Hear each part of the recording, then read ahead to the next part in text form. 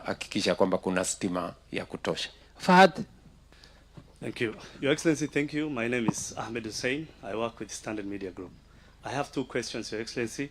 The first one is, does it bother you when people say must go? Does it make you feel exhausted trying to do too much, yet people don't look like they appreciate? My second question is, Rigathi Gachagua and the opposition today said it was wrong for you to hold Madaraka Day celebrations here in Wajir, yet people from this region need basic infrastructure like schools, in the water, health sector. They blamed the local leadership in the northeastern region for failing the region rather than the successive regimes that you paid, you rather apologized for. Thank you. I think you have helped me answer the question. Because those who are complaining about us holding Madaraka here, they have done absolutely nothing about the situation in this part of the world. It is my administration that is changing northern Kenya, practically, with roads, with electricity, with water, with housing, with markets, with hostels, here in northern Kenya. And it just confirms to you that those people have no vision, they have no plan, they have no agenda. They have nothing to offer except criticism for the sake of criticism. And they will blame everybody except their own ignorance and their own incompetence.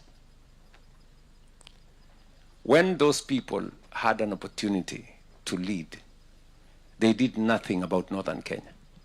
Absolutely nothing. Some of them have been in leadership for long, right?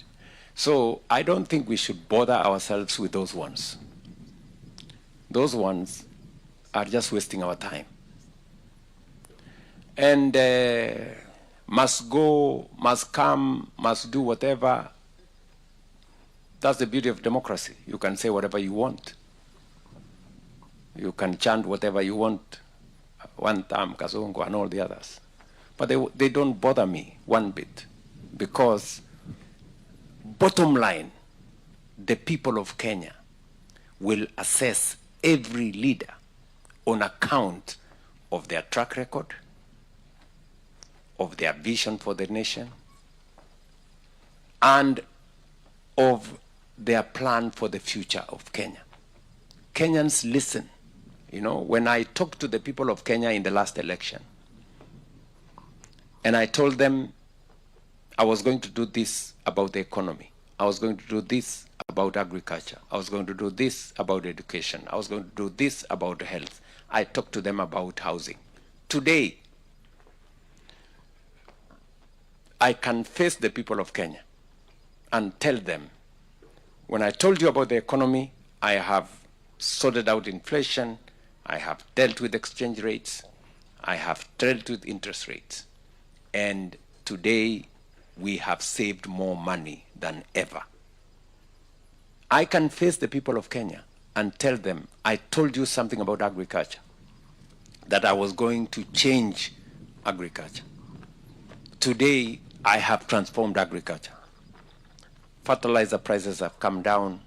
We have removed cartels in the sugar industry. We have removed cartels in the coffee industry. Today, farmers are earning more money in sugar, earning more money in coffee. You heard the statistics today. Our meat exports has gone up by 80%. Our dairy product has gone up from 4.9 billion to 14 billion shillings. So I have transformed agriculture, and I am ready for the exam on what I committed and what I have done. I made a commitment that I was going to sort out health. Today, From 8 million people in NHIF, we have 31 million people. From the monies that were being disbursed by NHIF, close to maybe 25, 50 billion. 3 or 4 times that used to be done by NHIF to our health facilities.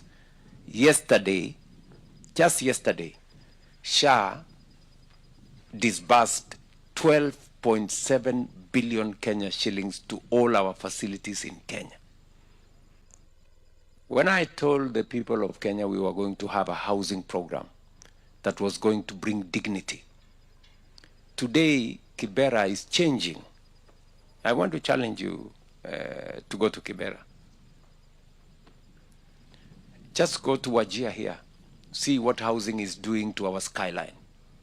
See what housing is doing to our markets. See what we are doing in our hostels.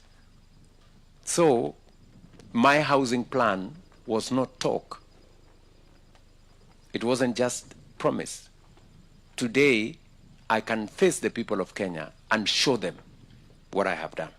I told the people of Kenya I'm going to change education.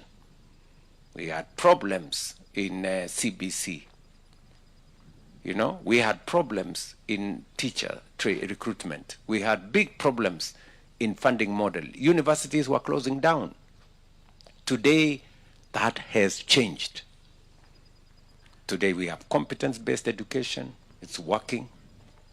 Today, we have hired 100,000 teachers, the highest in the history of the Republic of Kenya. Today, we have a university funding model that is getting our universities out of insolvency. That is the kind of track record Kenyans will vote for. And every leader should be able to put their track record on to the people of Kenya, you know. So that's how you transform a nation. You don't transform a nation by, you know, must go, one dam, and all the other sloganeering.